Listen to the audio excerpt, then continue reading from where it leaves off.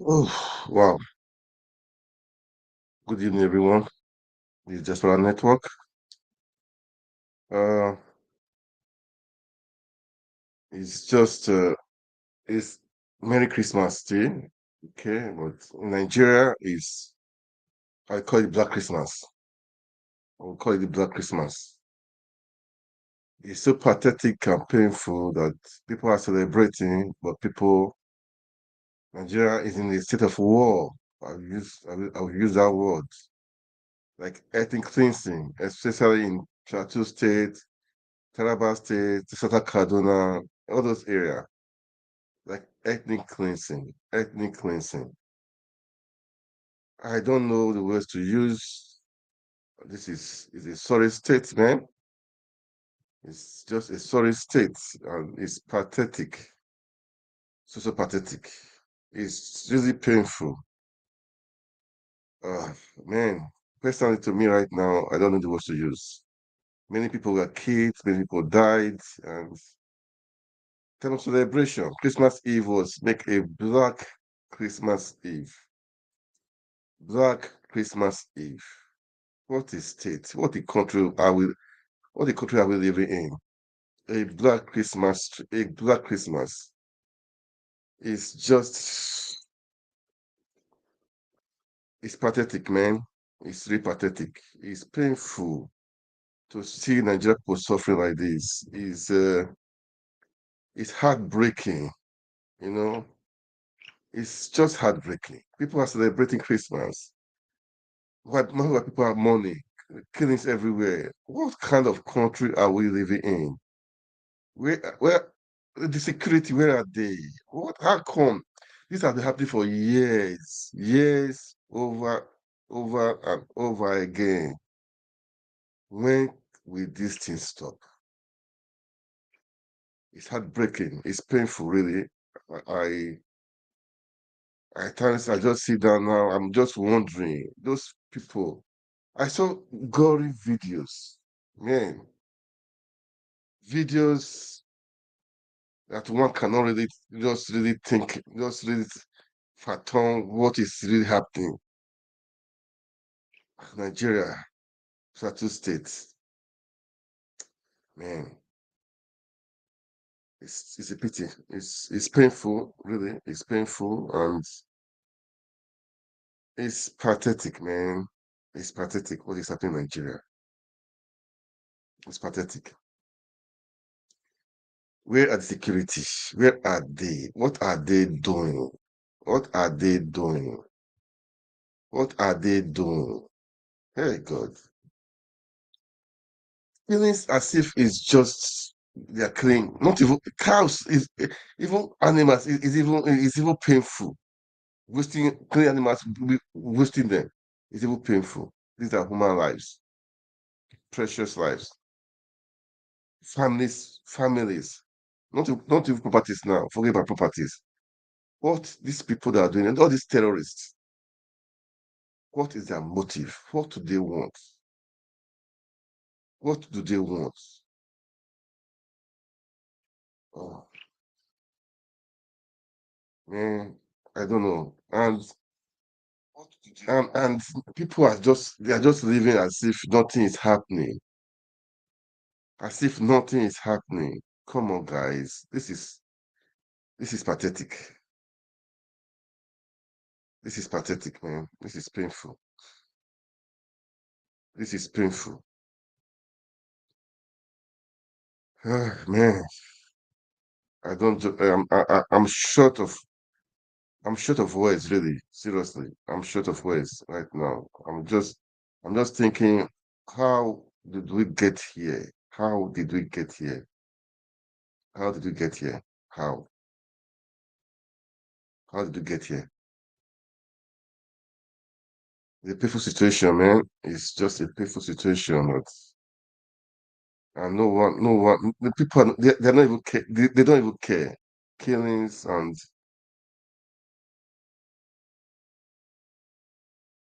we're supposed to celebrate Christmas.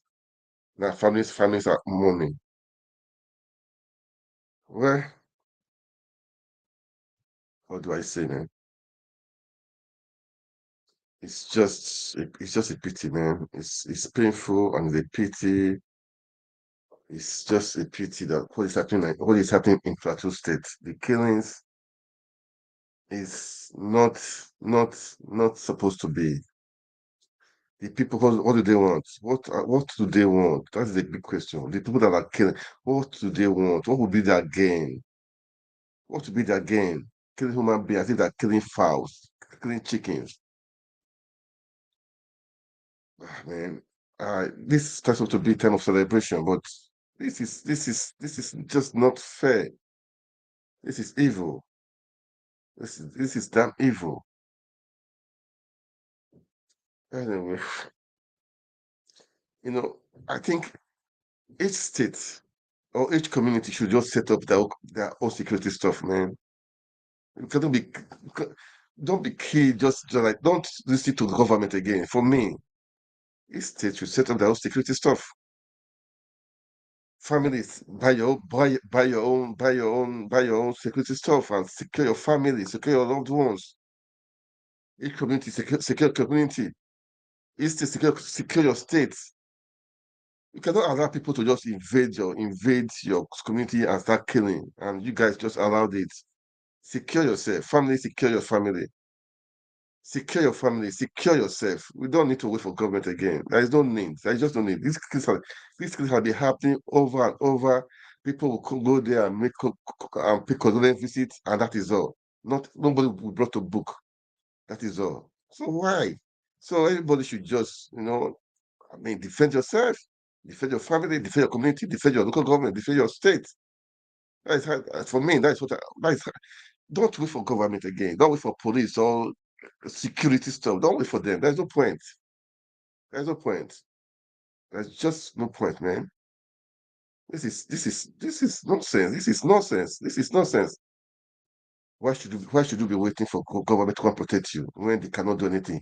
This has been happening for years, years, over the years. In the time of Obasanjo, it happened many times.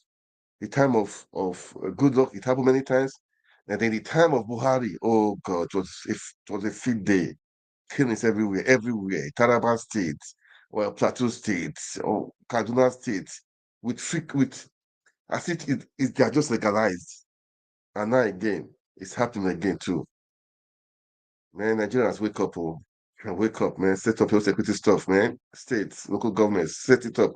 Set up your stuff. The government cannot help you out, man. Help yourself, man. If it happens, they will go to their visit. They will say uh, uh, they will pay for the treatment of those people that are injured. They will compensate the family. I don't think they will do it. I don't think they do it. Nigeria with their fucking sorry with their character with their corruption. I don't think they do that. Nigeria, help yourself. Oh. That's what this today. I'm just going to. This is it's so annoying. It's just so annoying. It's just so annoying. Massacre. Um, the ex-senator of Kaduna State, Shehu Sani, he said, "This is." I saw some of the video. I could not watch the videos. I could not just watch the videos. He was able to watch the videos. He said, "This is the worst attack he has ever seen." You see children on the back of their mother. The mother will be killed. Their father killed. Oh God, this sorry state, man. If you watch the video, I could not watch it seriously. I could not just watch it because I watched part of it. I'll be closing one of my eyes, be watching it. No, no, it's painful. Horrible videos, inhuman videos, inhuman. A human being cannot do this. Right? That person must be possessed. Those people that did it, they must be possessed. Not if I say demon is too small. They are possessed with devils. They are devils incarnate. Those people that did it, devils incarnate. They are devils incarnate. Race communities, and this is happen not just hours, so over time, long time. I had days. Where are the security? And you spend billions of dollars in security. Then what are they doing? What are they doing? This is annoying. This is annoying. the governor of the state, of also all the governors in that area, in Taraba State, Plateau State, all those areas, take care of yourself, take care of your citizen. You are the chief security officer of your state. If you want to set up security stuff, set it up and protect, because you are the chief security of your state. And buy arms for them to protect your communities. Enough is enough. Forget SUVs people are buying for lawmakers, SUV here, SUV here. Protect your people. SUV for what? SUV for what? Protect your people. Spend those money you are spending on SUVs. Spend it on security. Spend it on security. Governors in that area, set up security stuff in your local government, in your communities, in your street. Set it up. Be ready. Be vigilant. I haven't heard those. I used to go interview today. They even know the people. They know them. At times they will say, okay, let's go for settlement. They know some of. So that means this can be tackled. It can be tackled if you know the people are doing it, or the hoodlums. No, not hoodlums now. Not bandits. These are terrorists. They're not bandits. They're not bandits. These are terrorists that are doing all this stuff, man. Can be communities just raise it up. Raise community. Ah, and today I saw governors and the VP triple to Lagos to go and see Tinubu. When there is war in your country, there is war in the neighborhood, there is war in Plateau State. This is war. Even even in war, people don't die like this. Even in war, in, if you go to Ukraine and Russia, they'll be fighting for so long that how many casualties are the civilians there? Can you name it? Are they up to these people that died in Ukraine and Russia that have been fighting? How many casualties? How many casualties are there? How many casualties? Ukraine, Russia that have been fighting. How many casualties? How many casualties? This is bush. This is nonsense. And governors were trooping to Lagos to see to the go in Lagos. When there is war, when there is war in your backyard, this is war. This is ethnic cleansing. Ethnic cleansing. Ethnic cleansing. Huh. Nigerians are celebrating. They don't care because it didn't happen to your father or to your mother or to your relations. We should not be like this. We should not be thinking like this. We should not be thinking like this because it didn't happen to you. That means I don't care. This is just the character of Nigerians. I don't care. It didn't happen to the person I know. Nigerians are like people, even if it happened to their mother, to their wife, or their father, or their mother, or their husband, or their children. After 1 week, 1 month, they forget it. They'll still move on. Life goes on. Life goes on. Life goes on. What a life. What a waste. Is that life? Nigeria, stand up, oh, stand up for your right, stand up for your security, stand up for your community, for your children, for your family. Secure yourself. Can justice is happen for what? I'm annoyed. I'm just I'm pissed off, man. It's just too bad that these things are happening and Nigerians are quiet. Nigerians are quiet. What's the, those people that did it? Those criminals, not sorry, not criminals. How I use the word criminals? Those devils that did it, those terrorists that did it, they are still in Nigeria. Oh. So the security cannot go and search them out to know where they are. They are still in Nigeria because they cannot just say they enter from somewhere and they're out of the country. Ah, they know them. They know the people. Because I was watching one of the House of Assembly. I think House of Assembly. I don't know. I wish I could see the video. I will play it. It said they will go for negotiation. At times, the people, maybe the good ones amongst those people, I will use the word good ones, they will inform them that people are coming to attack us. So they will. That means there's information, there's intelligence that is flowing in, but the security are not doing anything.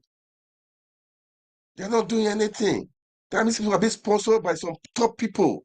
That's just the meaning. For selfish interest. Is it political interest? I don't know. Is it religious interest? I don't know. If it is religion, God save you. That means you are a devil incarnate. You are a devil incarnate. Devil incarnate. What kind of country are we living in? What kind of country is this? I saw governors wearing agbada, doing agbada, going to greet Tinubu today. Is that when they're supposed to be crying and weeping? They're supposed to declare National Money Day. National Money Day. National. They will lower the flag. We're wearing agbada to go to Lagos to go and be greeting somebody. Shameless politicians, shameless governors, beggars. Beggars. You don't care about your people, about the masses, selfish interest, political interest. Man, no, Tiweda Juma has said it before. I have two videos. Let me stop talking too much, man. Let me just. This is painful, man. This is painful.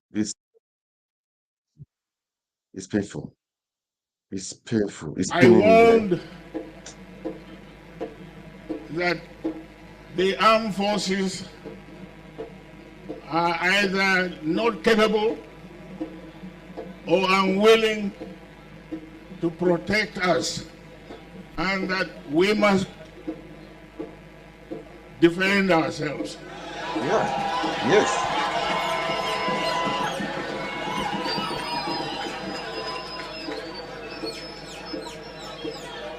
The first denial of what I said came from the Ministry of Defense. They said I was lying. And they set up a kangaroo board of inquiry to investigate the truth or otherwise of what I spoke. And they invited me to come and testify. I did not go. I did not go.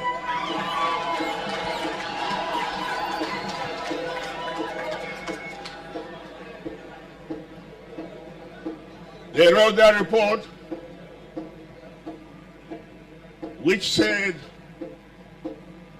that I was only speculating, that there was no evidence. And now there is evidence. The whole country now is being run and overrun.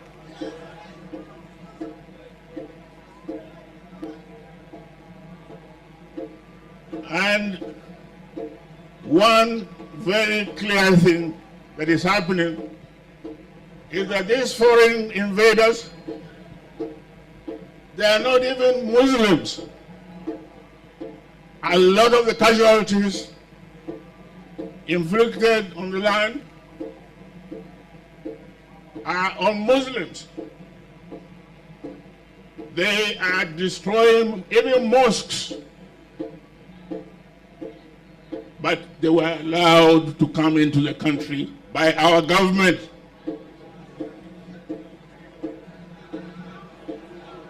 Now, as a soldier, my training teaches me that the best defense is attack.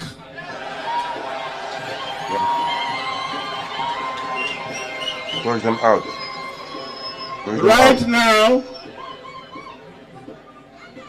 Right now, we are all sitting ducks. These people are armed to the teeth with all sorts of weapons of mass destruction, and we don't have them. But we have the numbers. and the land belongs to us. They are trying to recolonize us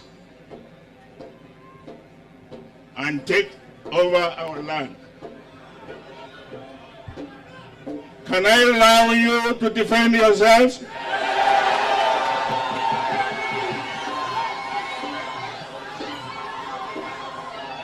Your Majesty, you heard what they've said.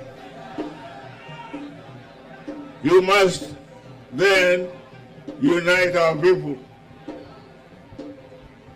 A lot of the attacks that I got was from our people. They said I told them to defend themselves. I didn't give them arms. I will not give you arms. Find out how these people who have it got it.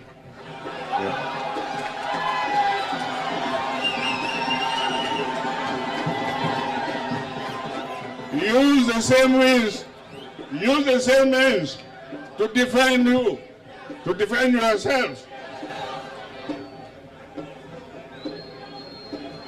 This beautiful land called Nigeria, the biggest country for black men in the whole world, is being brought to ruins by absolutely useless criminals. But how did they get here? A big question. How did they get here? Most of them are foreigners. Of course, we know there are collaborators among them. Some of them may be even here.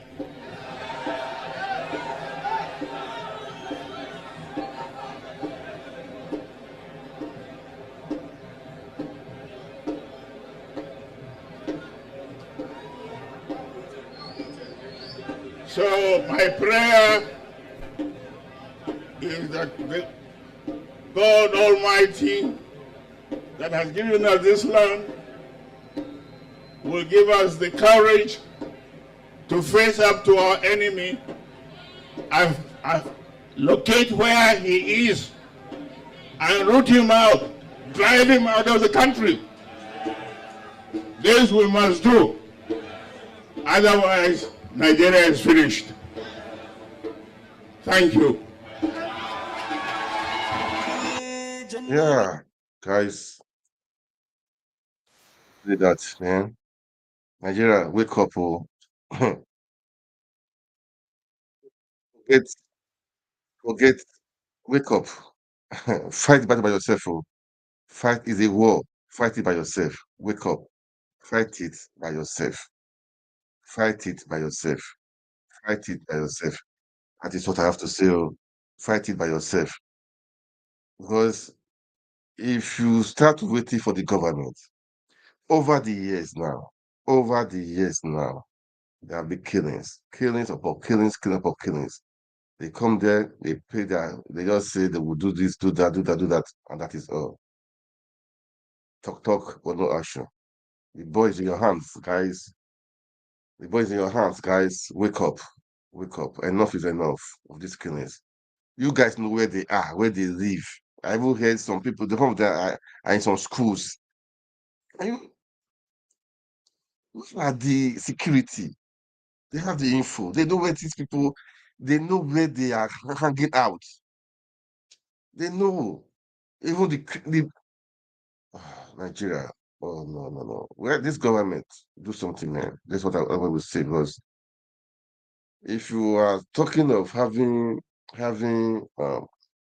people to come to your country to investors in your country, who will come to your country when the country is like this, killings everywhere? Who will do it? Investors will not come. We should be smart. We should be smart. We want people to want to move out people from poverty, create jobs. How we create jobs when there is insecurity? How we create jobs? Investors, how will they come? We should be smart. This is the first thing we should do first. Security first. When you secure the country, then investors will see the potential of that country. They will start trying and try to move in. Then you, government, will now try to settle things to make sure everywhere is conducive. People talk of power, electricity, people talk of good road, because talk of for infrastructure that will, and that will make enabling environment for investors to come in. No security. You want to go and be fixing who will come in? Who will invest? Even those in the diaspora, Nigerians, they are scared of going to Nigeria because of insecurity, banditry everywhere, kidnapping, and those stuff. And you are calling for investors. Who will come? Who will come? How will the economy grow? Economy will going down. Economy will going down. And how will you make it happen? Should be smart enough to know that security first in anywhere. Security first. When you secure your country, then the investor will see the climate. Okay, the security right now. Maybe the power sector is not going well. Okay, the government will be fixing that power sector, the infrastructure, the road system, the health sector. Then the economy will open up. We have investors, they can create jobs for opportunity for people. People will, if you have a job, you'll be doing this stuff. When you have a job, your mind will at least will be at rest. Okay, now I have a job. At the end of the month, or I will earn some money. I can take care of my wife, my children, or I can get married, or I can do this. I can do. Your mind will be busy. You will have the time. I don't mind of doing nonsense, speaking nonsense. Wait, no job. The graduates, no job. Nobody has got a job. Your mind will be full of things, of evil. And meanwhile, you see politicians driving SUVs, buying cars for their girlfriends and all those stuff. What do you think the young guys will do? Although even those in the village, what do you think they will do?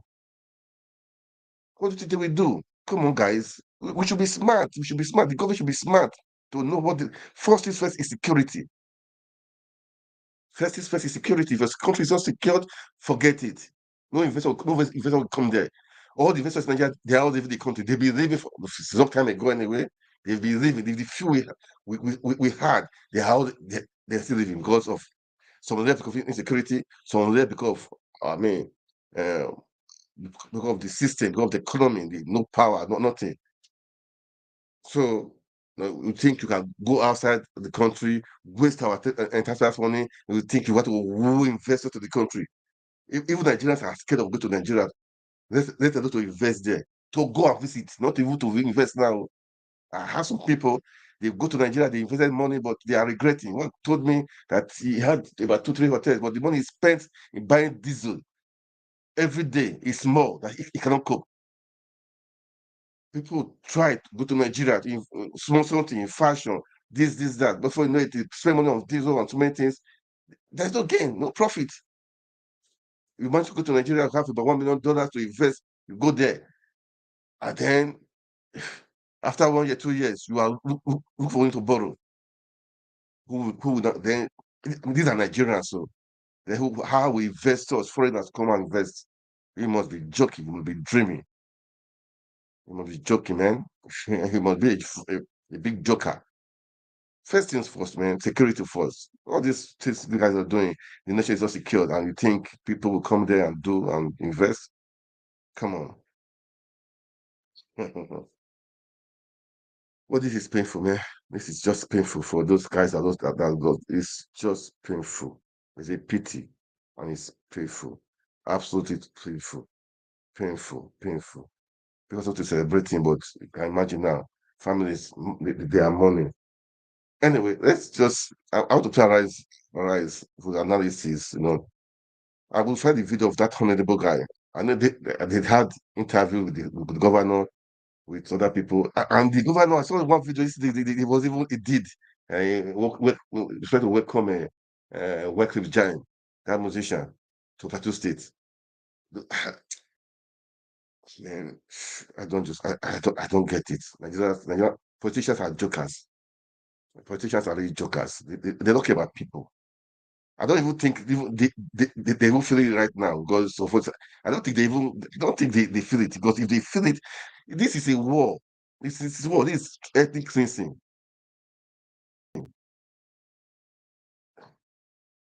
Well, let me play Arise stuff, Arise TV, the analysis. Man, too bad. Not too bad, man. Just too bad. I don't know how Nigeria get to this thing, get to this point. How did you get here? How did you get here, Sif? How? What happened? How did you get here? For Christ's sake. Eh? Wow, this is serious. I don't know how we got to this point, man. I don't know. Where was I, Sif? Let me see. Ah, where? It's where? It's where, man. So, I don't know. What do I say? It's where, but it's painful. People lost their lives, man, and people are just doing as if nothing happened. Come on, come on now. This is not fair. Not fair at all. It's not fair. It's not fair. It's not fair. Mhm. Okay, let me play this one, okay? All right, guys, let's watch this, okay? What is it? Oh, just a moment, guys, please. Just so annoying, man. It's just making me into annoying. This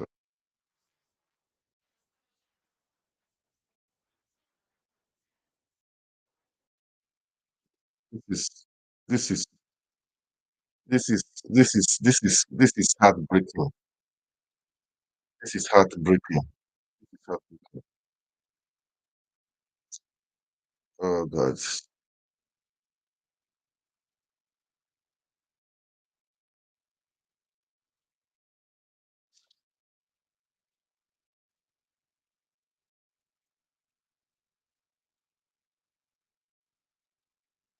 Babies on the floor with their mothers, on their mother's back, some on their father's hands. Horrendous. Their parents dead. All right.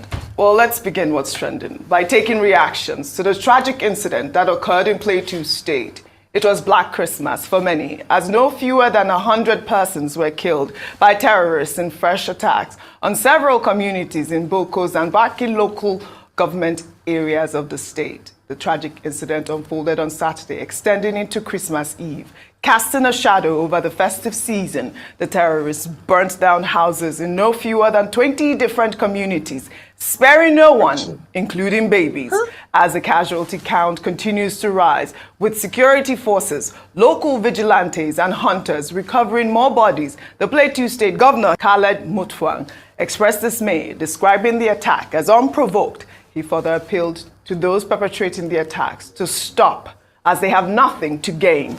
It is sad that within the last 2 days, we have lost innocent people as a result of incessant attacks in parts of Mambu and Bokos, local government areas. As a matter of fact, my own intelligence is putting it at not less than 50 people. Let me say enough is enough. We cannot continue this senseless, stupid, unprovoked attacks. It is totally uncalled for and it is needless. I want to appeal to the conscience of the sponsors of these attacks that they do not stand to gain anything from this. But let me assure them that the spirits of the people of Plateau State will not be broken. Well, all right, the governor here, who you both spoke with earlier, has appealed to the conscience of those who are sponsoring the attacks. But Dr. Abati, I believe I heard you earlier say that this has been going on for years, since 2009. I was having a conversation this weekend with my colleagues, and, you know, I talked about the fact that there is war in some parts of Nigeria. And I also raised the fact that there's been killings in Plateau State. You know, we went back and forth to describe what war means. Let me just read it out. what war means. A state of armed conflict between different countries or different groups within a country, or different groups within a country. You use the term bandits, Dr. Abati. I want to use the term terrorists because this is what has been approved. These people are not bandits, they are terrorists. Let me take some tweets. This is from Pastor Okezie. When will there be lasting peace in Plateau State, Nigeria? Image 1. During President Olusegun Obasanjo's tenure, more than 200 innocent souls were massacred in a single night. Image 2. During late President Yar'Adua's tenure, more than 150 innocent souls were killed. Image 3. During President Goodluck Ebele Jonathan's tenure, same senseless and barbaric killings in the same state. Image 4. Former President Muhammadu Buhari's tenure wasn't spared in the wanton and senseless massacre. It went further to write, Dear President Bola Ahmed Tinubu, the recent wanton killing of innocent souls shouldn't be swept under the carpet, like in other presidents' tenure. Their Nigerian Army, DSS, police, Nigerian Air Force, your men should be up and doing to forestall a reoccurrence. This is from a concerned and patriotic Nigerian. Then let me take another tweet here. This person wrote, the federal government cannot help Plateau State Governor Khaled Mutfwang must know this and learn from Kaduna and Katsina states. With an improved revenue, I see no reason why he hasn't employed and armed at least 5,000 civilian Joint Task Force officers to curb this genocide. Ayo, this is almost what I want to describe it as, genocide, because this was a well-coordinated attack, and they chose Christmas Day.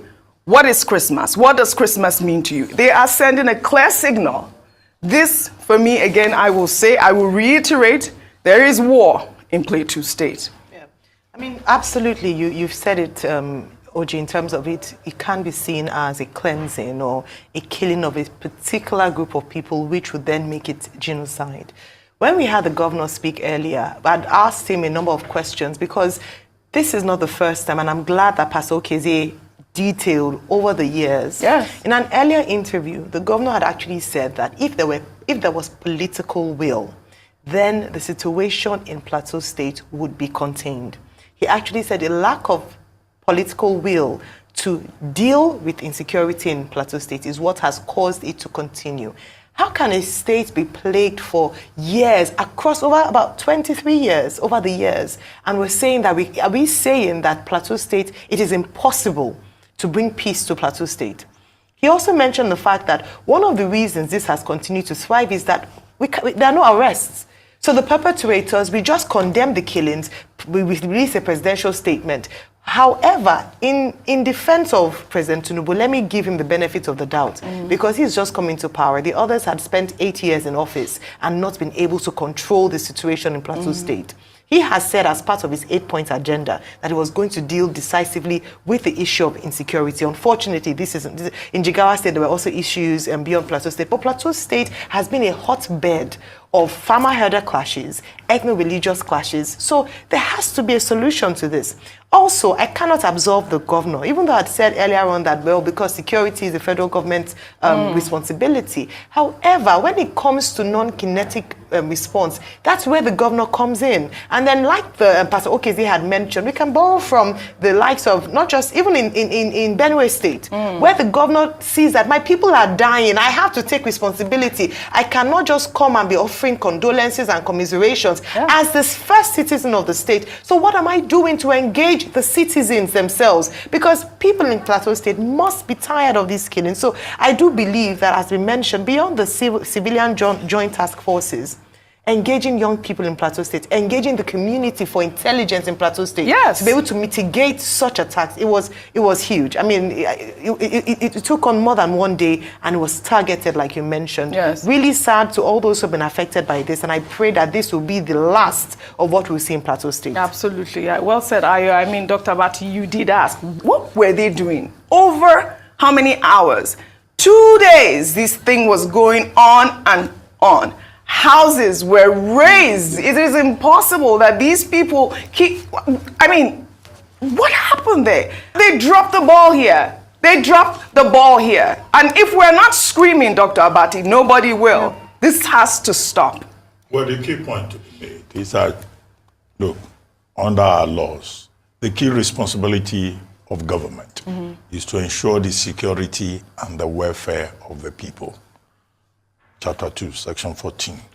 Now, what the tweet from Pastor Okezie pointed out is simply that over the years, since even the return to democratic rule, the Nigerian state has continued to fail the Nigerian people.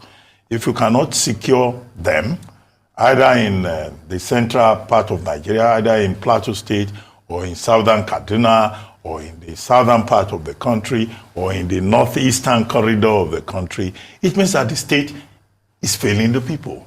And many people die in Nigeria for no reason at all. None. They go to bed at night by morning, a whole family has been wiped out, a whole community has been wiped out. And you are right. For 2 days, over 20 communities, over 150 persons killed, where the governor put it at least over 100. He says they don't have the exact figures yet, but that they will try to collate the figures so that I can give President Tinubu later today a comprehensive report. Even if it is one person, one human life should not be wasted because of the ineffectuality of the state, because of the state failing to protect its own people. The governor, we put the question to him that, okay, is this as a result of ethnicity or politics? He said, no, this is just a case of criminality. The logic of conflict, the logic of war, is that wherever it happens, whether it's in Nigeria or in Bethlehem or in Palestinian territory, it abbreviates human joy. It abbreviates human happiness. And there can be no explanation for it. And as the governor himself had pointed out, you know, it's unjustified, it's brutal, it's barbaric. Yes. That people will just die and the state will be giving excuses. Now, how are you going to replace those lives lost? As one of your tweets said, when are we going to have peace? Not just in Plateau, but across Nigeria. This is the dilemma that we face. Yes. And one of the major priorities for the present administration and for governments, even at the subnational level, is to ensure that Nigerians live in peace. Non-Nigerians also living in our borders can feel secure. Yes. As I pointed out, this is a government that is looking for investment. If you are looking for investment and there are security challenges in your country and people can be killed anyhow, how are you going to attract that investment? Although there are some people who push the specious argument that even when there is danger in Nigeria, there is insecurity, that investors will come. Well, maybe the investors that come will be those portfolio fly-by-night investors. But if you are looking for real long-term investment, then of course you have to, first of all, fulfill the constitutional obligation of ensuring the security and welfare of the people. The governor of Plateau State has said they will adopt proactive measures, kinetic and non-kinetic. Now, these phrases are very easy to mouth. The impact, the meaning of it will be measured in terms of Nigerian people feeling safe in this territory called Nigeria. Yes, I mean, the other day there was the army dropped a bomb in Kaduna State on civilians. I mean, well, you know, in the meantime, the Chief of Army Staff, General Torid Lagbaja, celebrated Christmas with troops of Operation Hadarin Daji at the Army Barracks in Sokoto State. The general said the leadership of the Nigerian Army has designed many measures to encourage troops in the field as he saluted the gallantry, unwavering dedication, and sacrifice they make to ensure the peace and stability of the nation. Seen in Sokoto and from the disposition of the troops, I'm more than confident that the troops will continue to perform at optimal level and even improve on their level of efficiency and deliverables to the state. So in a short while from now, I expect You've heard them, okay? You've heard the analysis. This is bad. This is painful. It's painful. Very, very painful. Very very, very painful. People are finding some celebrate Christmas, but now they are burying the dead. This is uncalled for. It's shameful, barbaric act. There's a war in Nigeria, man. If you know that, as I've said, states, governors, communities set up a security system. This is what I will say. Stop waiting for the federal government. They don't stop waiting for them. Set up your own security stuff, man.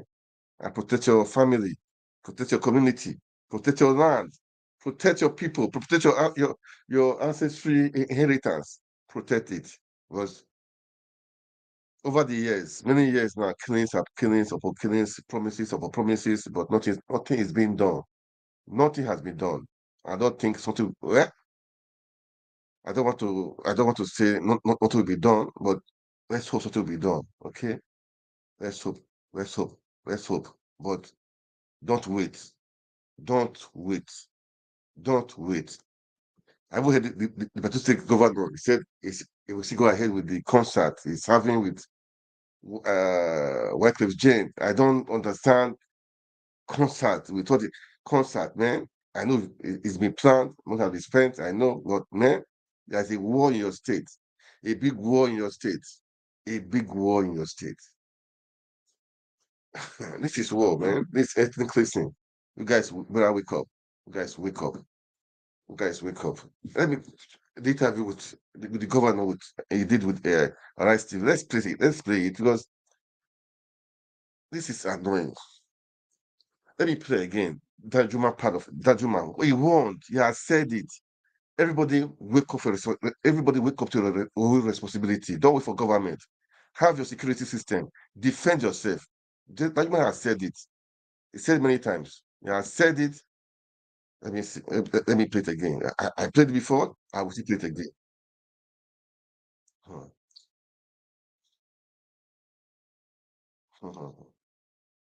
Yeah, I said it before. This is Taraba State everywhere. I said it before. Let me play it again. Guys, wake up, oh, wake up, man. Living together reasonably peacefully. But the peace in this state is under assault. There's an attempt at ethnic cleansing Yeah. in this state and of course in all the riverine states of Nigeria. We must resist it. We must stop it. Every one of us must rise up. The armed forces are not neutral. They collude. They collude. They collude with the armed bandits that kill people, kill Nigerians. They facilitate their movements. They cover them. If you are depending on the armed forces to stop the killings, you will all die one by one. The ethnic cleansing must stop in Taraba State. It must stop in all the states of Nigeria. Otherwise, Somalia will be a child's play. I ask every one of you to be alert and defend your country, defend your territory, defend your state. You have nowhere else to go. You have nowhere else to go. God bless our country.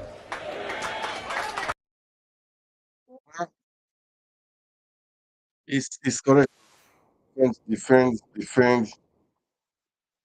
your country. Defend.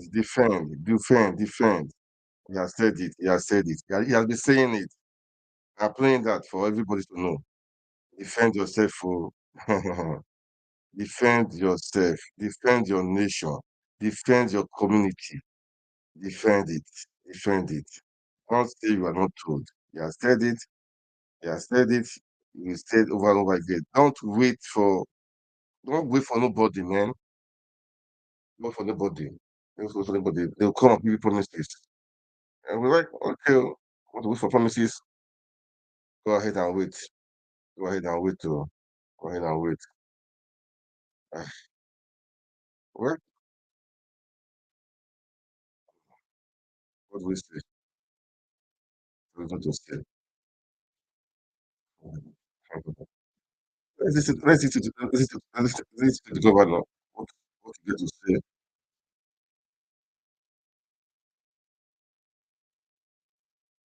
The chief of defense staff, the inspector general of police, they all came over to the scene of the crisis on the plateau. And I would say that the collaboration did yield positive results because you would agree that we haven't been so much in the news in the last couple of months for the reasons of this insurgency and terrorism. Unfortunately, while we were preparing for Christmas, these terrorists, these criminals descended on our people again in various communities. I regret to inform you that as at this morning, we probably have had a harvest of deaths in excess of 100. We have buried not less than 15 people in Mangu local government, and in Bokos, it's 100 and still counting, minus those who are missing that we cannot account for at the moment. Also, not less than 17 communities have been completely burned down, and those who survived are presently in IDP, in the temporary IDP camp, particularly in Bokos. And it's been a great tragedy. What have we done to be able to get to this point before this current crisis? We resorted to both kinetic and non-kinetic strategies. For the non-kinetic, we got into a lot of community engagements, trying to unravel remote and immediate causes of the crisis. We've been able to sit down at various levels with community leaders, and that worked. It worked to a large extent because they saw our sincerity. They saw our determination to change the narrative, that we didn't just come to have these discussions as usual, just for political correctness. We were able to get to some of the issues that really touch and affect people. But I must say that this recent action has nothing to do with farmers' herders clash, has nothing to do with religion. This is pure criminality. This is pure terrorism. This is just gruesome murder, on the eve of a revered day of remembrance. It's quite unfortunate, but we will continue these engagements and also explore other ways by which we can be able to bring the situation under control. All right, well, thank you very much, Governor Mutwang, and thanks for joining us on the show again. My commiserations as well to you on what has been termed a Black Christmas in your state. I'm glad you talk about the fact that you've, kinetic and non-kinetic efforts have been made to tackle these, these attacks. However, one question that's risen is what happened with Operation Safe Haven and security agencies' response over the last few days?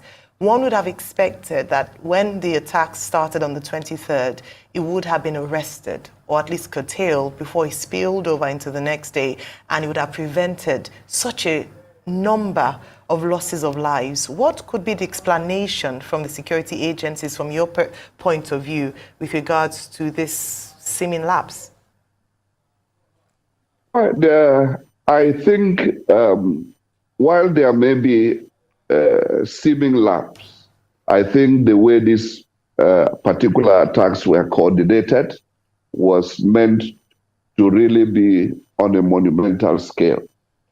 At a point, we had distress calls from not less than 36 communities. And even though the Imagine, reinforcements, assist some of the communities. reinforcements came a bit late. We certainly, the responses were able to push back these terrorists. That what we are having now, as bad as it is, we can even say is damage limitation. And so there are many reasons for the slow response of security agencies. Part is the channel of dissemination, part is the terrain from which these distress calls are coming. And, sometimes when you have achieved relative peace, it's natural that you can relax. And so these terrorists looked for ungoverned areas where the security deployment was a bit light or absent. And that was where they started these attacks from. And before we could be able to get the reinforcements to the right places, a lot of damage had been done. I want to be very honest that the GOC particularly, who commands both the 3rd Armored Division and the STF, I think with the kind of support he has had from the Army headquarters, he's been up and doing and making sure that the forces on ground do their job diligently. But again, we're humans. You can expect that from time to time, there could be some bit of lapses here and there. But the magnitude of these attacks, the scale on which they were planned, from the intelligence available to us, I think they were only able to achieve probably less than 20% of their intended mission. Well, but Governor, in terms of the casualty figures, we've been having conflicting figures. You were quoted as saying about 50 people were killed. The Guardian UK, which I quoted earlier on this program, says 130 people killed, 300 injured. Daily Trust newspaper Nigeria says 150 persons were killed, hundreds were injured. Now, from reports available to you, can we have some certainty as to the number of persons that were killed, the number of persons that were injured in the 25 affected communities, the number of houses that were touched, and if you could take us through the kind of support that your government or the federal government has been providing to help the injured, to help people who are in distress, to help people whose houses have been touched by these bandits.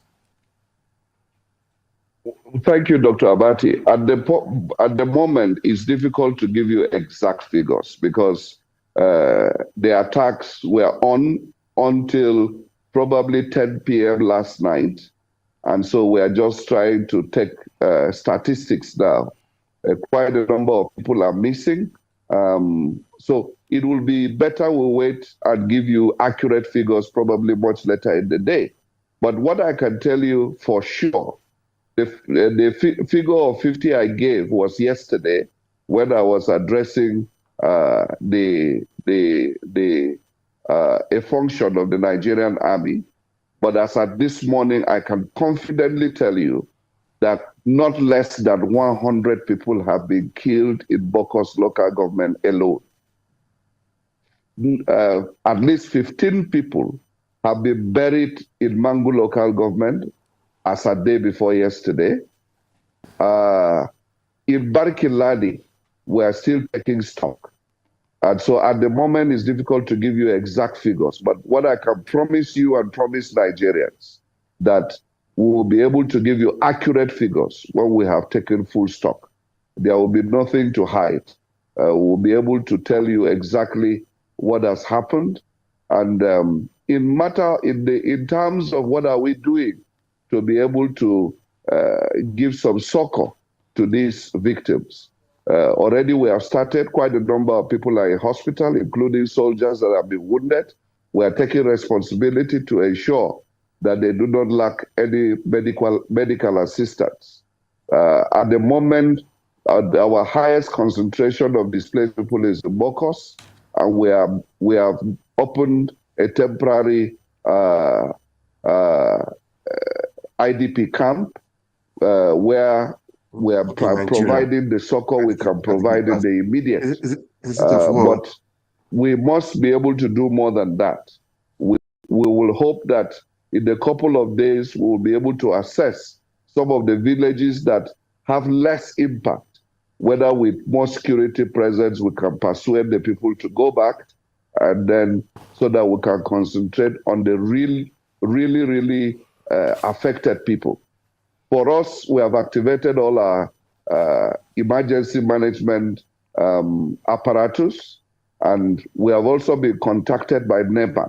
I think by today, NEMA will come in for an assessment of the situation, and we'll be able to harness all the assets of ground so that we can work in synergy to make sure that the victims are comforted, and then we can be able to ensure that also the security personnel on ground, that they are able to continue in pushing back these criminal elements. Because at this moment, we cannot fold our hands and think it is over. We must be on red alert, because they can spring forth from any moment with what we have seen so far. All right. Well, thank you very much for that update with regards to numbers and also the governor's and the government's response to the victims of this unfortunate incident. I'd like to take you back again to cause and effect. Earlier today, I talked about the fact that in many of the incidents or violent attacks in your state, it's boiled down to ethno-religious causes. So because of the how multi-diverse your state is, what are you doing? I know that when it comes to security apparatus, it's largely at the center, the federal government, so your hands are a bit limited with regards to providing security cover for the people. However, in terms of non-kinetic response, you can play a big role in this. What are some of the things you've done? Just 7 months down the line since you emerged as governor, in addressing the different ethnic groups, religious groups in your state and protecting them. And then the second thing, talk about things like engaging the youth, community-led activities, meeting with community leaders, like you mentioned earlier. And I'd like to hear some of the details of some of the things you've done to bring the people together. And then, are you concerned about reprisal attacks? Because these are some things you must also be watchful of, be mindful of how to manage the situation so as not to have, agitations or perhaps provoke reprisal attacks. Thank you, Ayo. First, let me come on to the issue of the narrative that usually when you are looking for cause, you fall to these traditional fault lines, whether it is farmers, herders clash, or ethno-religious. How do you explain this, Ayo? You have finished slaughtering your cows and your chicken, you have prepared all your stew, you are going to bed just to celebrate Christmas the following day, and then suddenly your house is on fire, gunshots everywhere, you haven't provoked anyone. How do you relate that to these traditional explanations? It doesn't fall in.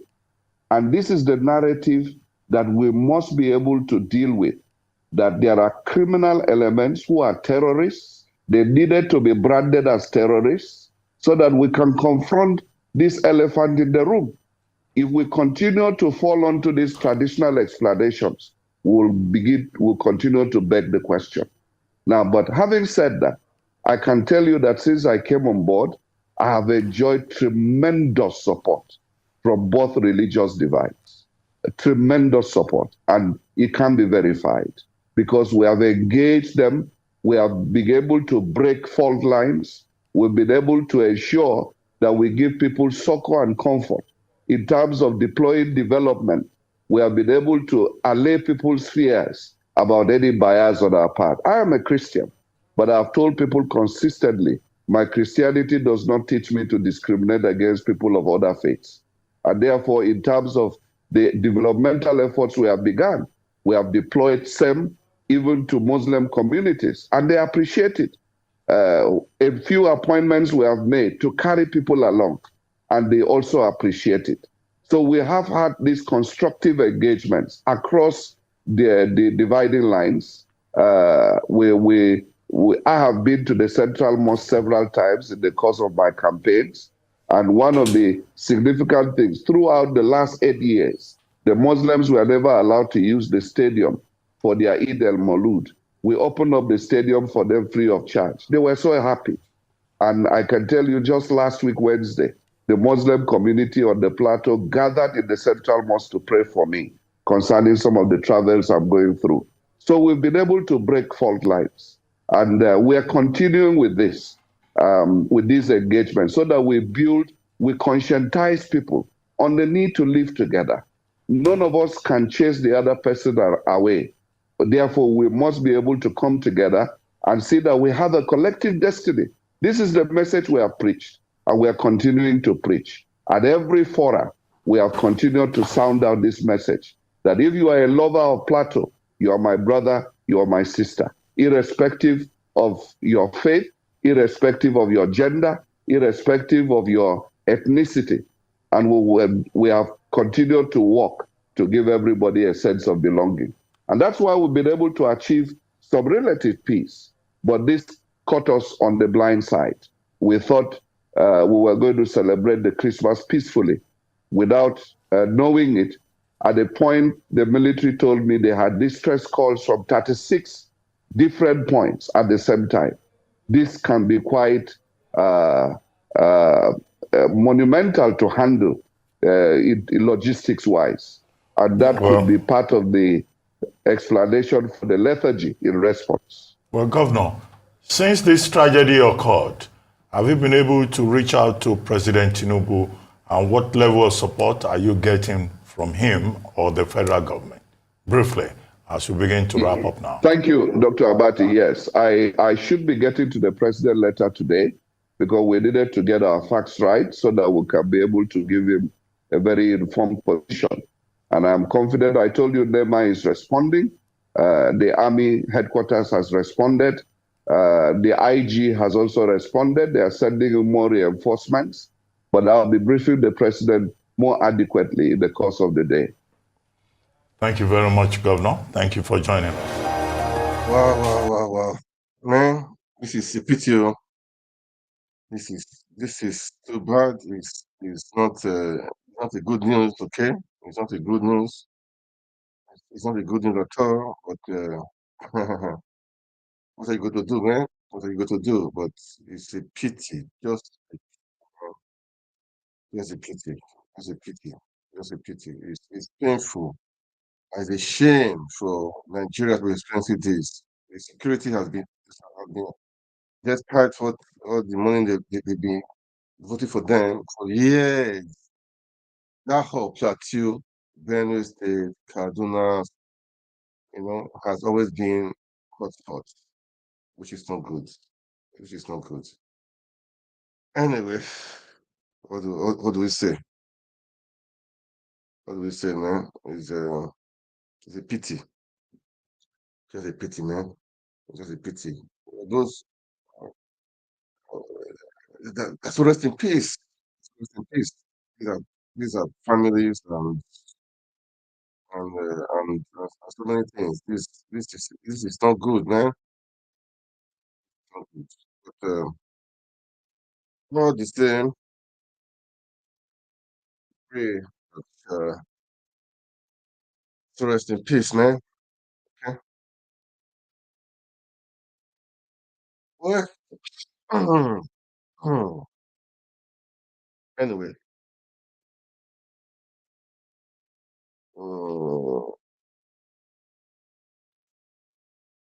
let me. There is a. I wanted to. There is one I want to play. Okay? Uh,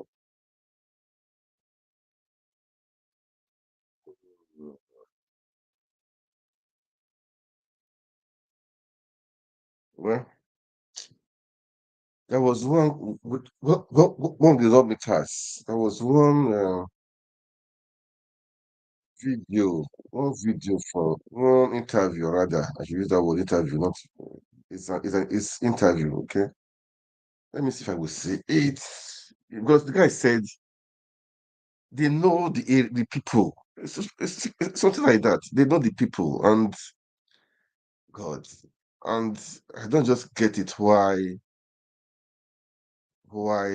these things is just going on like this, man. I don't know. He said they know the people. He says so, and they do at times negotiate with them. And that means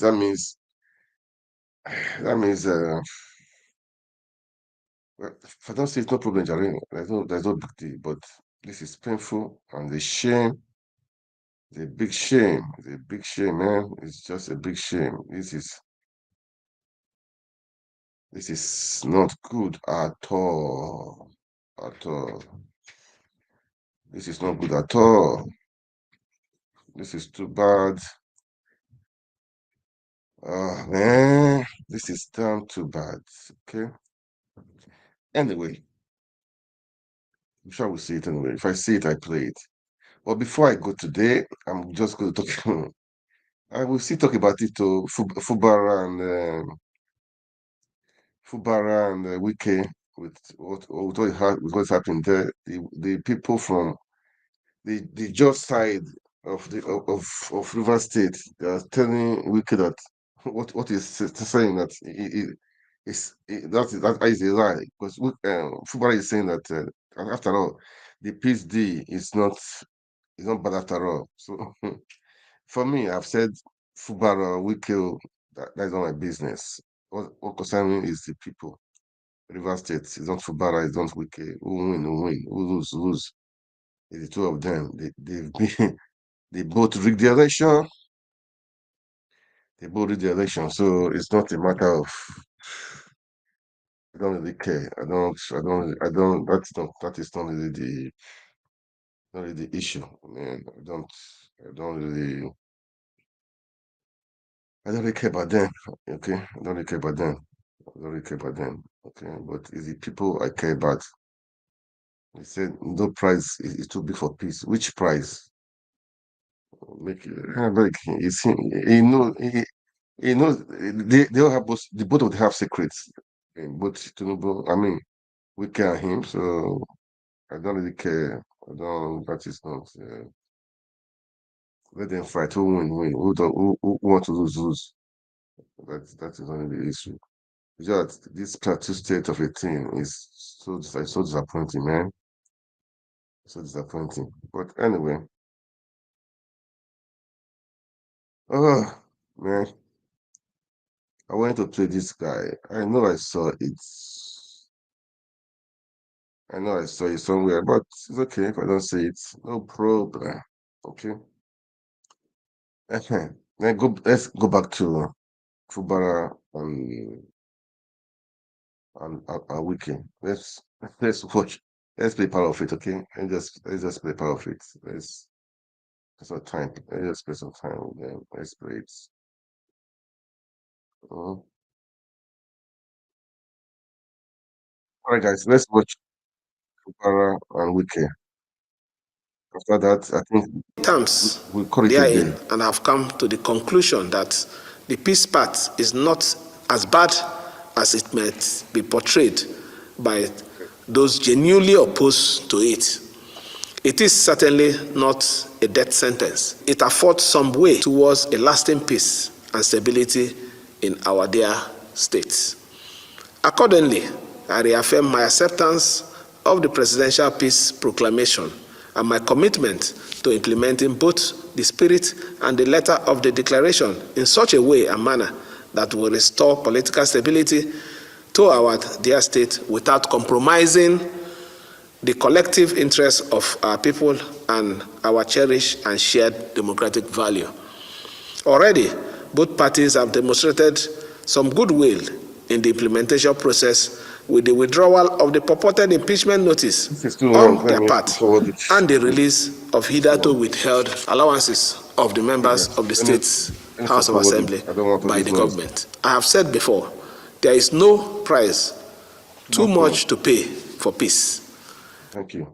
The Ahoda Omok Road, the Emowa Degema Road, and others, and the commencement of many other laudable projects, both in infrastructure and human capital development, as outlined in our 2024 budget. Okay, so that was. I wanted to. Oh God, I forwarded it to. Let me just one moment. One moment, okay.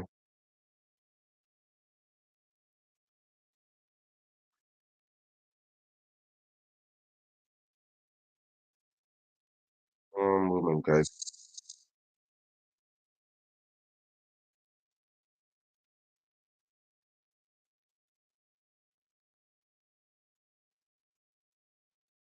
Compliments of the season. Thank you, and compliments as well. Now, what are your thoughts on Governor Fubara's Christmas message, especially regarding the peace deal, which he says is not a death sentence? Well, that's a welcome development. He didn't have many options. He should have made this speech much earlier. Again, Christmas is a very timely and quite auspicious opportunity for him to also reenact that kind of acceptance of a peace process that was initiated by the president, which many persons thought was unconstitutional. I have maintained that you cannot invoke constitutionality with regards to what the president has done. It's purely a political matter. It's a matter that gave the president an opportunity to showcase the fact that he's firmly in control as president, and that even in matters that had to do with other political parties like the PDP, he had to intervene. And he not only intervened, he took the shine off it by ensuring that he gave directives and ensured that they were published in such a manner that sent a strong message to all the parties that he was in charge. And indeed, he is in charge of actually resolving the matter. Because if you look at, if you must bring out constitutional provisions with what the president has done, you will realize that both parties, both the governor and I'm talking about Governor Sim Fubara and the Minister of the Federal Capital Territory, Nyesom Wike, both of them realized very quickly that the president held all the aces and he could actually wield the big stick against both of them, and they had to submit themselves to him. Fubara has now acknowledged and publicly said that he will comply with the directives of the president because they were more or less impositions. And that was what angered many Rivers citizens, because they felt that those were unnecessary impositions, showing that the president was in favor of the Minister of the Federal Capital Territory, Nyesom Wike, for obvious reasons, because Nyesom Wike actually mobilized a lot of support for the president earning him victory in Rivers State. The same person, Nyesom Wike, is a benefactor of Governor Sim Fubara, and I've maintained from the beginning that Governor Fubara could have done better than this could have done better by not allowing the crisis to snowball into the point where the president had to intervene in that manner and allowing that the coveted democratic structure in terms of the River State House of Assembly was first burnt and then inexplicably demolished. All of these were tending to a direction where the president could have invoked his powers under Section 305, subsection 1, paragraph D, where he could have simply, without even allowing the crisis to snowball into a major conflict, by declaring a state of emergency and then having the governor suspended for a period of 6 months, subject to the approval of the National Assembly. All of those the president could have done, but he didn't do that. And so Governor Sim Fubara saw the handwriting on the wall, that the president, knowing that Governor Nyesom Wike, former Governor Nyesom Wike, now minister, is in favor and is actually an ally of the ruling All Progressive Congress, together with the consideration that the 27 members of the House of Assembly have also defected to the All Progressive Congress. It was clear the president had taken sides. Nevertheless, he was so statesmanly enough to give Governor Sim Fubara some measure of fair hearing, an opportunity for the governor to railroad himself back into compliance with his directive, or else he could have moved the big stick against him. And you're right, the tension did come very close to the brink there. Luckily, things have been... Okay.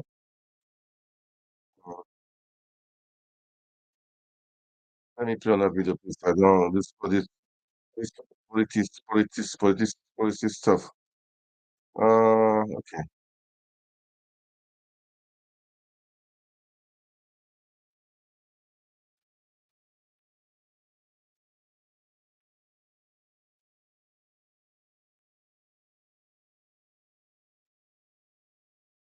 This one, these people, this video to play now is people from Ijo. They are telling Fubara that what he's saying that they don't agree with him also. I will just play a few minutes of it. Okay, Which is today, let's see to them. 21st December 2023, in Oguta here, after a very interactive session of the issues involved, the meeting resolved as follows. We condemned in very strong terms the recent attempt to impeach the executive governor of Rivers State, Sir Sinadaye Joseph Fubara, GSS, the governor of Rivers State, barely 6 months in office without any cogent and verifiable reasons that constitute gross misconduct by the governor. We condemned the bombing and burning of the adult chambers of the Rivers State House of Assembly, the attack on the person of the governor by some security personnel on Monday, 30th October 2023, and other acts of impunity and madness, which portends great danger to the peace and security of the state. We commend our amiable governor, Sir Sinadaye Joseph Fubara, GSS, the governor of Rivers State, for his matured approach in handling the deliberate and provocable actions of enemies of the state in the conflict crisis in Rivers State.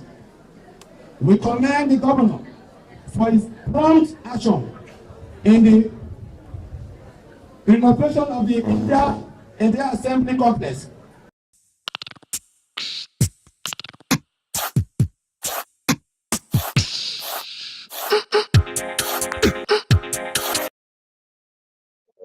Right.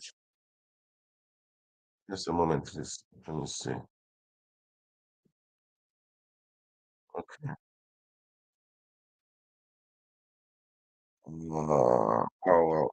Okay. For his prompt presentation of the 2024 appropriation bill to the legally constituted Rivers State House of Assembly, headed by the Speaker, Right Honorable Edison Eyiye, PhD.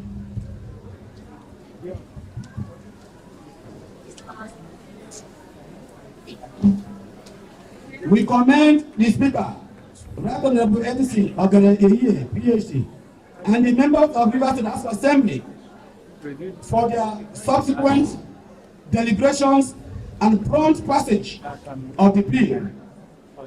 We also commend the governor for promptly signing the bill into law, which is a clear indication of interest in the welfare of the people of the Rivers State. We commend the Speaker and his colleagues for complying with the provisions of the Constitution in declaring vacant the seat of the 25 lawmakers who recently defected to All Progressive Congress, APC. In line with Section 109, Sub 1G of the Constitution 1999, as amended, says that a member of a House of Assembly shall vacate his seat in the House if he, being a person whose election to the House of Assembly was sponsored by a political party and he becomes a member of another political party before the expiration of the period for which that person was elected, provided there is no division in the political party that sponsored him. Having become non-members of the Rivers State House of Assembly, we call on the governor to immediately eject them from the Assembly residential quarters because they are no longer members of the Rivers State House of Assembly.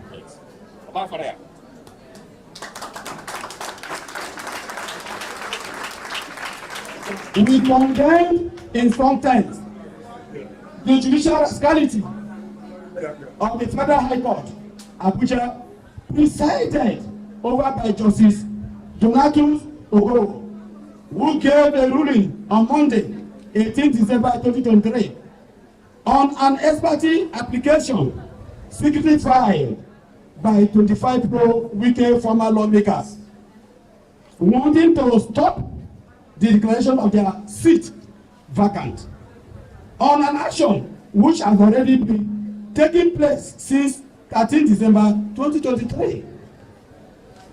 What has been done cannot be undone. It has been done already. The aim is to give them legitimacy to move into the assembly complex or residential quarters with security protection and commence another illegal impeachment attempt on the governor of Rivers State.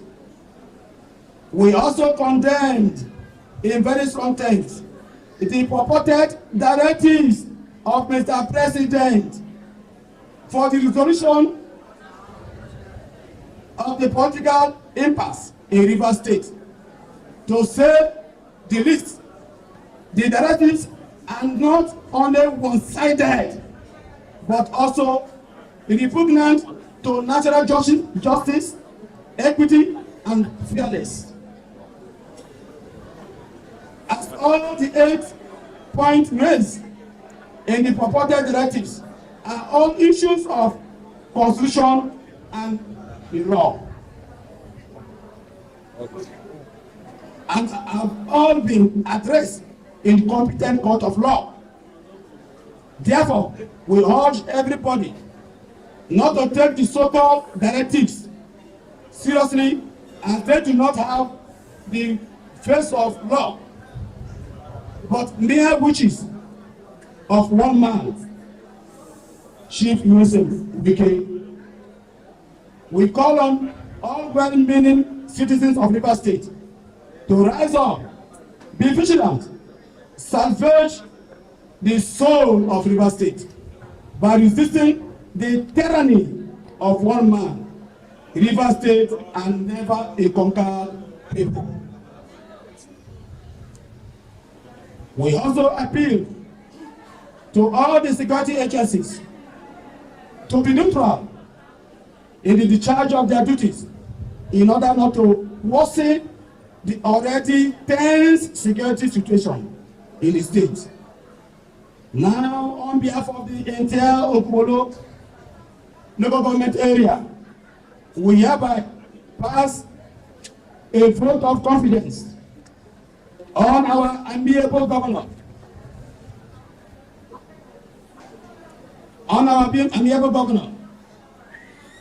Your Excellency, Sir Sinyalaye Joseph Obara, GSS, for not losing focus despite various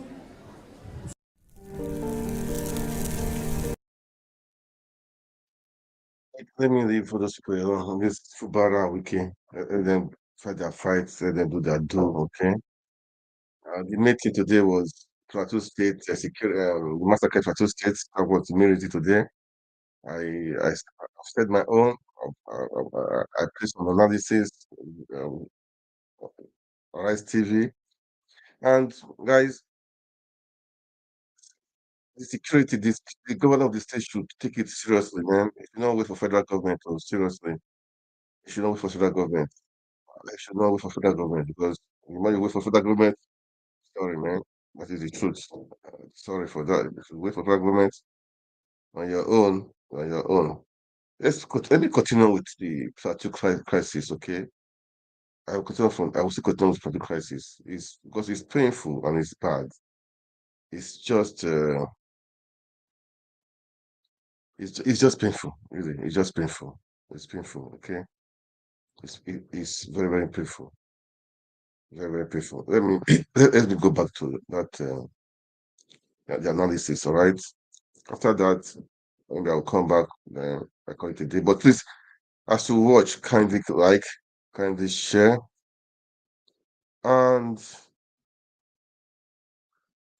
right now I'm on Facebook page, YouTube channels, and Twitter also. So please kindly like and share. Okay, let's continue with the rise analysis. Okay, it's because it's painful and it's bad. It's just It's just painful, really. It's just painful. It's painful, okay? It's very, very painful. Very, very painful. Let me go back to that the analysis, all right? After that, maybe I'll come back I call it a day. But please, as you watch, kindly like, kindly share, and right now I'm on Facebook page, YouTube channels, and Twitter also. So please kindly like and share, okay?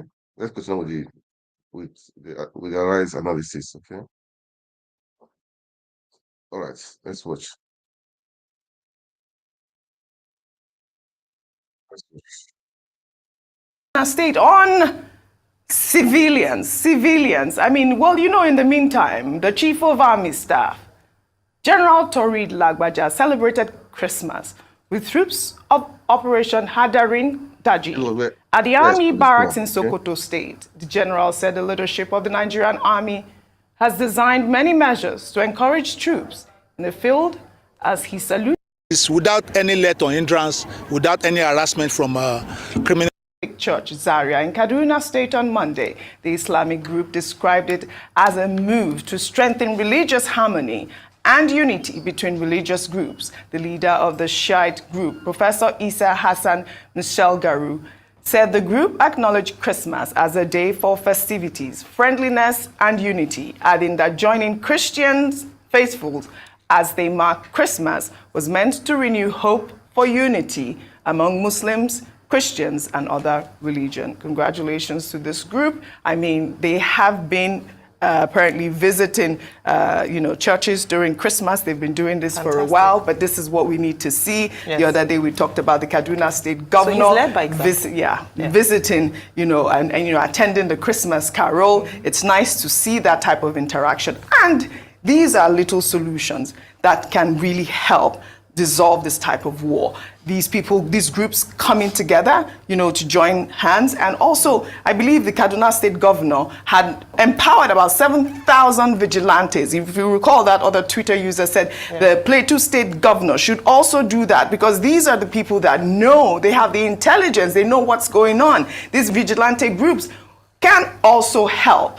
Well, all right, we'll take another story. The immediate past Minister of Humanitarian Affairs, Disaster Management and Social Development, Sadia Umar Farouk, has reacted to media reports linking her to an alleged money laundering. Guys, that is it, all right? I think I will call it a day for today. There was one I wanted to watch, of course, to see, but I don't think I will play that now, okay? Anyway, it's been a great time. I mean, sharing this news with everyone. Please kindly like, share. Let's make Nigeria great again, okay? There was one I saw. Anyway, there was one I saw. I wanted to share about to talk about it, okay? But I may not play that one today, okay? But everything is River State. Do you know these are people are suffering. This guy, Kogi State Governor, he was selling SUVs to SUVs to lawmakers, wasting money. People are suffering. Then I don't know what to say. They are, they're not wasting money. Eh? It's not just right. This is crazy. It's crazy. People are suffering, then you guys are sharing and wasting money. Nigerians wake up, just wake up. I heard the federal government for civil servants. They don't receive salary for their December salary. How would they celebrate at Christmas? How would they celebrate at Christmas? I don't get it. How would they celebrate at Christmas? You see a governor sharing, and meanwhile the House of the senators and the House of Reps, they went home with Christmas gifts, Christmas allowances. are we doing in that country? What are we doing? We should wake up. Please, wake up. We should wake up. The civil servants will be suffering. The people that are supposed to enjoy it, that need help, that need help, yeah, that need help, they will now be suffering. They will not be able to take care of their family for this Christmas. Meanwhile, the senators, House of Reps, they are smiling home with Christmas gifts, with money in the bank, with I know with is it in the bank or something? How do they call it again? That last time. So I don't, man. It's okay. It's okay. Me, I've said my own. You guys should wake up. Wake up, okay? You guys should wake up. This is not fair. This is not fair. It's not fair. I think I will play the one for. Let me see if I can play it. The one for that. What is his name? The Kogi governor. Pedro. That is a young guy. He just disappointed the youth. So I don't even know if the youth who is the woman now. Okay, give women a chance to rule. To think of as Madrid to say, man, women are even worse. So we don't really know. We don't really know. We just pray for the best. Yeah. The good leaders, that country are hard to come in and make things work. That is what I would say. Okay? That's that's what I would say. In this season of love and giving, please let a hand to your people around your neighborhood. Let a hand. Let a hand. Let a hand. You know, anything at all.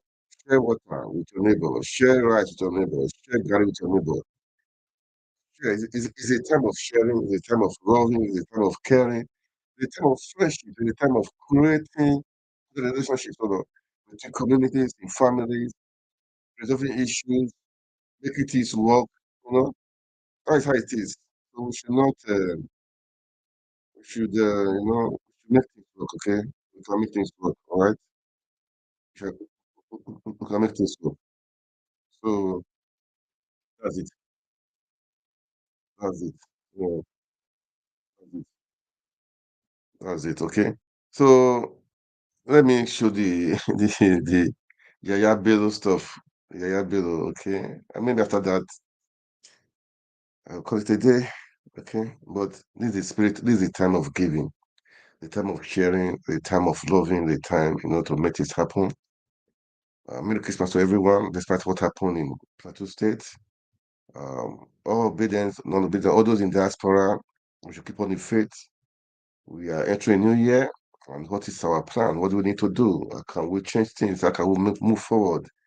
What are the strategy, man? Because most of the people they've lost their hope. They go back to their ways. They say no need for forbidden movement, no need for this. No, but thank God, I think about a week ago, His Excellency came out to reassure that he's into it. He's not going to let people down, despite the threat from people. I know there have been threat upon threat, but I thank God for him. He's a man of steadfastness. He's a man of when he believes on the mission, he carries it out. It doesn't look back. So we believe it will be. We know that we have a great country, a better country. That's for sure. Nothing can stop us. Nothing can stop us. We take our country back. All these people all these killings will stop. All this nonsense will stop. We can bring security to the nation. And when there's security, investors will come in. When investors come in, everything will lighten up. The economy will lighten up. Everything will open up, and people will have jobs, and there will be hope again. It's a long war. Seriously, you will be happy to be president tomorrow. Now, man, you got work to do, work to do. But the truth is that if the head is good, at least it will help with the other part of the body. But if the head is not good, man, it's going to be tough. It's going to be really tough. It's going to be really tough. Okay, that is what we're saying. Peter Obi, we can make it happen. Okay, we should not give in. We should not give up. A better Nigeria is possible. A Nigeria of our dreams is possible. We can make it happen. We can make it happen. We can make it happen. Let's share love. This is the time of love. This is the time of forgiveness.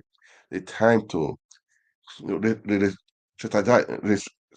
strategize personally, family, business wise, in the nation building. It's time to strategize and know what we need to do. You know, how did it not happen? What happened that it made them to happen? You know, so all the loopholes, how do we block it? You know, all these politicians are rigging election. What do we do? And the next chairman is still there. We should not allow that to happen. Why should it be there? Because people complain about him, and he's still there. And people are not talking, they're not speaking. All the elections have been happening since after the February election. It's still is the one still in charge. We should not allow that to happen because we complain that this is the NX stole the election. I mean, so why should you allow the bent of being in that position? So how can we move forward like that? How can we move forward? How can we make the change? These are things we need to think about, man. No, there must be change. There must be a change. There must be a real change. A real change. Enough is enough. We should not be scared. We should not give in. We should not give up. We should not be coward to just take everything they tell us to do. We should not. We should not. Please, guys, wake up. Let's wake up. What do? We need to flush the system. We need to rearrange the system for all this is especially INEC, especially INEC, lawmakers in House of Assembly, in Senate, in, in Senate in the National Assembly. Which guys should be speaking up right now? It's time for you guys to plan what we need to do, the laws we need to change. You know, the INEC power is too much. If it's too much, what we need to do? At least those even the power of the executive, the judiciary they should be independent. They are dancing to the even the National Assembly should be independent, but that's the truth of the executive. The three arms of government, executive, the legislators, and the judiciary, they should all be separate. They should find a way out to make sure all of them are separate. No one depend on each other. No one should depend on each other. So they should all be separate. So that they will have their right, their power to say and to do what they want to do. That's how it's supposed to be. That's how it's supposed to be. Enough is enough. We should. I mean, constitutional power on the executives on the center is, man, it's oh, we say it's horrible.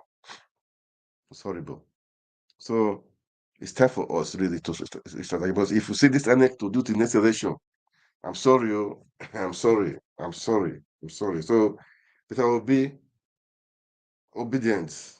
Those people, the waiting Nigerians, those people that are mean way for Nigeria, what do we need to do?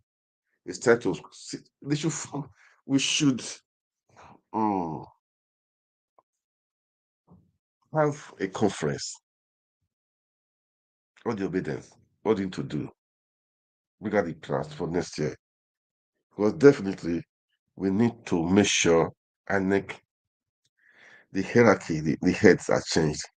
Because it's the right, we should call for it to be changed. Because and no, it's not the presidency. They should have a way of forming the body of INEC. You know, the commissioners, the REC, it's all of them. We should find a way of, making it happen. You know, we cannot allow this INEC to conduct the next election. If you try it, that all the effort of the obedience, all the effort of the web Nigerians, all the effort of people of Nigerians will be wasted. Will be wasted. Will be wasted. And we don't want to waste time. Time is precious, man. We don't want to waste time. Time is money. Time is precious. A minute is precious. 2 minutes is precious. Everything counts. So we don't want to waste time. So enough is enough of talk. You should have a conference. All the obedient, all the bodies, diaspora, those in diaspora in the UK, in the EU, in the America, in the Asia, all of you come out. Then those in Nigeria, all the bodies, they should come out and let's have a conference, let's have a common goal. Let's start from somewhere. What do we need to do? What the government need to do? All those in the assembly need to start speaking up, and the ANEC must be changed. That's number one priority for me. That's number one. ANEC must be changed. We cannot do another politics, do another election when those people are there. No, no, no. And there's so many other issues, man. PW has said he's done the opposition. Yes, good. Good criticism, good opposition, good criticism, constructive criticism to the government of the day. That's how it's supposed to be. Good criticism. I mean, we should not just support anything. Or say nay, or say nay. No. When it's bad, we say it's bad. When it's good, we say it's good. We should be forefront right now. I'm just saying this now to tell people, everybody that's hearing me, okay? We should all sit up and make this happen. Enough is enough. It's our country too. It's our country. And let me play the last video of people are suffering. This guy sharing SUVs to wasting money. The money safe. I'm sure it's borrowed though. I'm sure it's borrowed. It's not state-owned. It's a borrowed money. Borrow for consumption. This is what Tabiha was supposed to say during the campaign. No borrow for consumption again. When you borrow, you make to produce things so that you can pay back and have interest, and you have your own, have enough. They're just borrowing to consume. How will you pay back the debt? Leave the debt for the unborn. Yeah. Anyway, it's annoying. It's annoying. Giving excuse to judges, to lawmakers. Anyway, okay. What do I say? What do I say? Damn too bad. That's what I would say. Damn too bad. Just watch the sharing of the national cake. Could give national cake to the lawmakers and the judges. Do they deserve it? Some people have been in the house. I don't think they've even entertained a bill. How many bills they pass? Even the bill, well, are they being used? Nigeria is like a comedy, man. Pray for our country. Let's listen to them. Let's listen to what they are going to say. How they share the money, share the Just tolerance, whatever may be the faith. Absolutely. Well, shall we take our final story, Ayo? Okay.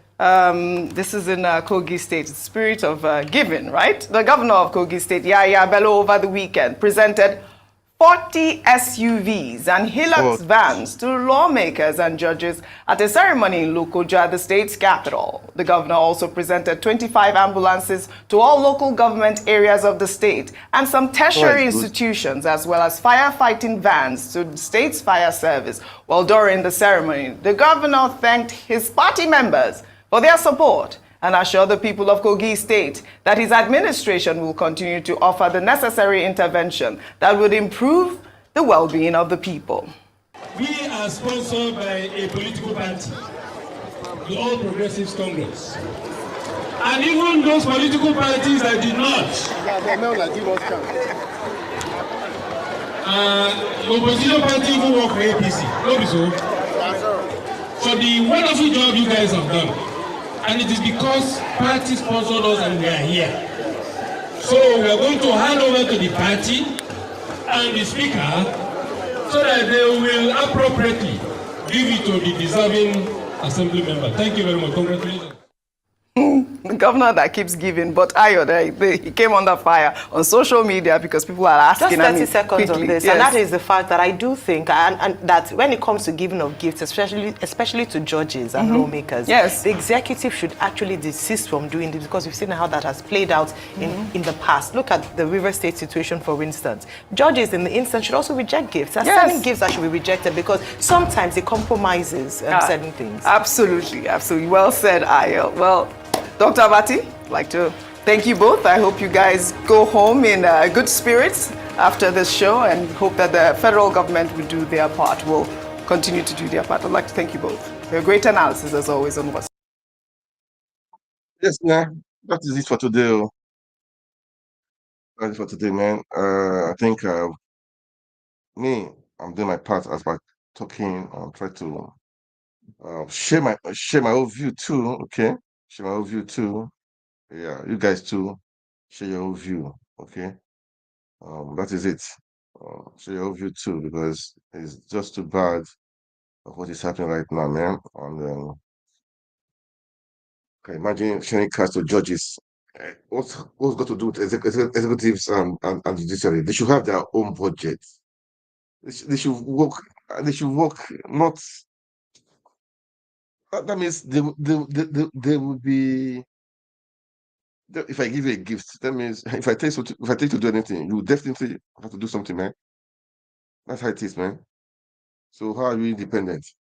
These are ways we should know. We should try to help our sort this out. Okay, we should try to sort this out. It cannot. It should not be like this. It should not be like this. It should not be like this. It should not be like this. It shouldn't be like this. It's not fair. It's not right. It's not just fair. It's not right. Okay. It's not right. It's not. It's not fair. Oh, it's been it's been quite a day. It'll be quite a day. This festive season. So, guys, um, it's always good to share. To share. To say one or two things. Okay. All right, guys. Thank you so much for watching, and I appreciate you guys. It's been a wonderful time. Thank you, and please kindly like, share the video, make comments, please, and let's keep the hope on. In Nigeria is possible. Nigeria of our dream. In Nigeria we can call our own, and then can be proud of. And those people in Plateau State and those lives, may their soul rest in peace. Condolences to the governor. Condolences and to the people, to the families that lost their loved ones. But we should all step up. As I said, please, communities, families, local government chairmen, councillors, the governor, have your own security. Don't wait for Nigeria to give you security. As it is, it's been there for years. Killings every now and then, killings every day, over and over. They will come and cooperate with you. Sorry, they will bury the dead. It will happen again. Let this be the last thing that will happen. Last time it will happen, because it's a war zone, and it's not fair. In your own country, you have ID cards everywhere. It's not fair. In your own country, ID cards, man, it's not fair. It's not just right. Killings everywhere. Ethnic cleansing. These are not bandits. These are terrorists. This is war. This is war. So, Plateau State is in a state of war. Save Plateau State, Nigeria. Let's speak out. Let's speak out. Let us not be quiet. Governor, please don't just depend on you're the chief secretary of the state. Don't just depend on the federal government. Do find a path. Employ. Have your vigilante. Make sure you arm them up. Find a way out. Those terrorists, how are they getting their arms too? How are they doing it? How are they doing it? How are they doing it? Come on, guys, wake up. Wake up. How are they doing it? How are they getting arms? Who is their sponsors? You guys, I'm sure you guys know their sponsor. Don't be afraid. Bring them, even if they are rich, bring them to book. Arrest, find a way to arrest them. Find a way to arrest them, even if they are rich. Come on, nobody's above the law. Nobody's above the law. Guys, wake up. Wake up. I will say wake up. Wake up. Well, we pray for peace. We pray for our nation, pray for our leaders. We pray for peace. And you have to have peace. Because if there's no peace, that will be the people will not be happy. There will be no investors. Nobody will be happy. And the government will not fix. We cannot do anything too. Government should know this. If people are not safe, how can you cover them well? How can you cover them well? Not for the Plateau State, too. Benue State. The states, man. Kidnapping, killings, and all those stuff. Anyway, pray for Nigeria, man. Nigeria will survive. We'll survive it. Okay. All right, guys. Thanks so much for watching. This Diaspora Network. Kindly like, share, and make comment on the video. God bless you. God bless Nigeria. God bless the people of Plateau State. God bless everyone. More grace. And next year will be better for everyone. In Jesus' name. Amen. Thank you so much. God bless you all.